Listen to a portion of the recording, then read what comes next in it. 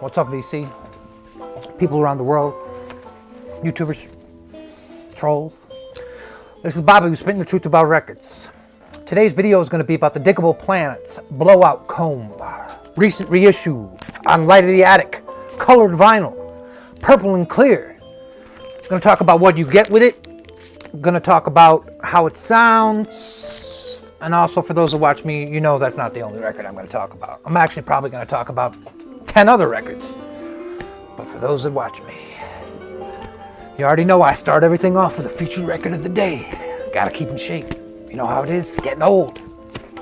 Anita Baker's Rapture. This record, if you don't own this record got me through some tough times. With hits like Sweet Love, Caught Up in the Rapture, R&B classic. So when you see this one in the stacks for $7 to $10 in near mint condition, you grab it and you run to the counter because this record is that good. Now I can already hear the MFs in the peanut gallery, the F sticks and talking all that crap. This record is phenomenal. It's the best. Grab your copy today. Classic. Starting off, the Digable Planets Blowout COMB. Digable Planets were a group in the 90s that tried to, bring some, for jazz or whatever to the hip-hop community. They tried to bring in instruments like keyboards, guitars, all sorts of other stuff into the music. They were pioneers. Later, down the road, a lot of people did it. The Roots did it. NERD, Pharrell did it. But these guys were one of the first to do that to hip-hop. Make hip-hop behind actual instruments, actual drums, not just, turntables, drum machines and MPCs. These guys were a start of something cool.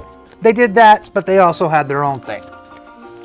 But anyways, this is their 90s, became a cult classic. But when it was first released, it wasn't getting much love.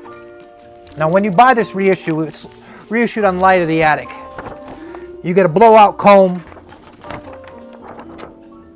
little pamphlet here, written by Larry Mizell Jr. I wonder if those are my favorite Mizell brothers. Love the Mizell brothers. Also, you get the sleeves. They have a lot of info on it. Now this album has that jazzy New York City vibe, poetry, spoken word type thing. Only there's a lot of music in it, so it isn't just spoken word. But it's got that type of vibe. You get a non-gatefold. You get colored vinyl. You get 2 LP set.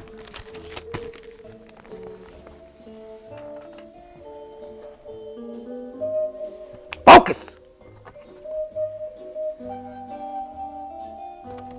This is pretty good. The sound quality on it, it's good. They did a good job on it. I can safely say you can purchase this one with not worrying about other stuff. It's a good sounding record. It's a 90s classic. What's not to like about it? This, when it goes out of print, that colored vinyl version will be probably a $200 record. So grab it while you can. It's a good. I like it. You should like it. Next up, I'm going to talk about a guy who's always in the stack and doesn't get any love in the VC. Idris Muhammad. Turn this mother out. Look at that. You got the red light. You got the aviators. He's a drummer, for those that don't know. And yes, he can hit those damn drums. The Kudu label. This record is more... He's normally jazz fusion, but this is like dance disco music, electric. It's phenomenal. I mean, this is a record, a party record. It's freaking cool. You got Idris Muhammad, Cliff Carter, David Matthews, Jeremy Steig, and Wilbur Bascombe. I mean, this freaking record is phenomenal. I like side 1 just as much as I like side 2. This record is just all through is good. So in the record stores, you see a lot of Idris Muhammad, and you probably have seen Turn This Mother Out. You can find this, a clean copy of this, for around 20 bucks or under. Grab it. Phenomenal album. Gets slept on a lot. I think you should pick it up. Also, for those that know me, you know me, I'm on a mission for Lee Morgan records. This is The Procrastinator. It's a Blue Note 2 thing. There's a Lee Morgan song I've been trying to find, and I haven't been able to find it. But anyways, this one has The Procrastinator, Party Time on it, Free Flow, Stormy Weather, The Stoker, Uncle Ruff, Claw Tilda, and Untitled Boogaloo. Untitled Boogaloo. Lee Morgan, you can't go wrong. Every time I see a Lee Morgan record, I grab it. I'm on a mission. Gonna find that song. Next up, for those that like music that you want to chill out to, you want to conk out to, you want to go to sleep, relax to, I've been taking some recommendations from the Peanut Gallery. And a few of these things. 07, The Garden. My favorite song off this is The Passion of the Bazaar. Now, for those that know, 07 is a group, kind of electric, I don't even know how to describe them. They're like relaxing music, easy listening, but not, you know, bitch-ass easy listening. It's more, I don't even know. It's kind of got like a techno, like, you know, weird vibe to it. But Sia sings on a lot of the 07 records. The Passion of the Bazaar is the track off that one. And then there's 07 Simple Things. This is another album if you want to just chill out to, relax. You got some nice, cool grooves, ambient music. It's kind of like that. But Sia has a phenomenal voice. All my favorite songs on this record are with Sia singing in it. When Sia doesn't sing in it, I usually don't like it. But this record got a lot of hate too, because a lot of people thought it sounded like Air's Moon Safari. Now, Air's Moon Safari, there's a friend in the VC that worked with these guys. This is a band from France.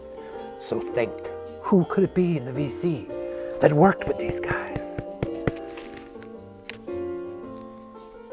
Let's think about that for a minute. But anyways, Air, Moon Safari. This is another record that is totally chill, totally, I mean, it's cool as hell. Look at these guys. I mean, you know you're going to get a poppy, synth pop, like relaxing type thing with this. This came out in 2000. A lot of the 07s are early 2002. But this is basically the Mona Lisa, and this is the copy. That's what the people say. I'm just relaying the message. But both of these records, if you like chilled out music to have like a little synth pop, you know, ambient music to it, these two are worth checking out. In the stacks, I also picked up another record. I don't know why I picked it up, because I really don't like them. Offspring, Smash. Picked it up for $19 in the stacks. My brother used to play this record over and over again, and I hated it. But when you collect records, sometimes you just pick up records, because why not? It was a 90s classic, and I can't stand his voice, but I picked it up anyways. Johnny Hammond, Gambler's Life. Everybody shows this record in the VC. I think Gears is a better record, but this one is pretty cool. What they don't tell you is side 1 of this record is utter shit. But that's just my opinion. Side 2 is where the magic happens on Gambler's Life. This record is cool. Salvation label. Nice, neat to pick up. It's got some grooves on it. But like I said, side 2. You can ignore side 1. Or if you think you might like side 1, check it out. I'm not a fan. I like side 2. Look at that. Look at the teeth and the flames coming out. Gambler's Life. And being living in Vegas, had to pick it up. Had to. Also, the Headhunters, Straight from the Gate. I made a video earlier than this that was dope as hell. It had needle drops. It had all sorts of funky stuff in it, and it was great. But YouTube put the clamps on me. They said, no, Bobby. You will not play anything from the Headhunters. Can't do it. Made some needle drops, letting you listen to, you know, Straight from the Gate. Had you listening to I Remember I Made You Cry. YouTube snatched it up. Somebody says that this record, oh, I like the original Headhunters.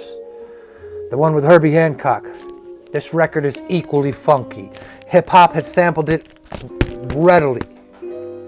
But my two favorite songs off this are Straight from the Gate and I Remember I Made You Cry. Listen to this record. It's funky. It's worth your time. You can pick up a copy for around 20 bucks. Grab these. This is a great funk record. All right, guys, that's all I have for you, VC. This is Bobby who's spitting the truth about records. Running it a little long. Sorry. Deuces.